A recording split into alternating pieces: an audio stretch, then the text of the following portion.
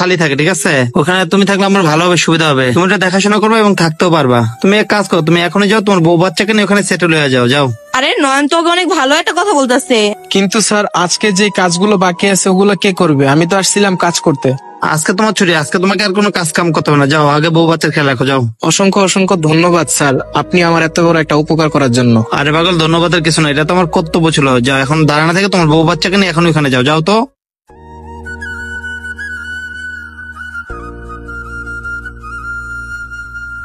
নয়ন, আজকে তুমি অনেক ভালো একটা কাজ করছো, কারণ ওর এই বিপদের সময় তুমি থাকার ভালো একটা ব্যবস্থা করে দিয়েছো।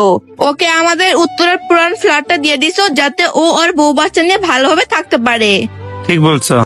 বন্ধুরা, এই সমাজে অনেক গরিব মানুষের রুম ভাড়া দিতে পারে না, তার জন্য তাদের সাথে কেউ খারাপ ব্যবহার করবে না। এই ভিডিওটা যদি ভালো লেগে থাকে অবশ্যই টাইমলাইনে পাঠিয়ে দেবেন। ধন্যবাদ সবাইকে ভিডিও দেখার জন্য। নতুন কেউ থাকলে অবশ্যই আমাদের পাশে থাকবেন। লাইক, শেয়ার, কমেন্টস করতে ভুলবেন না।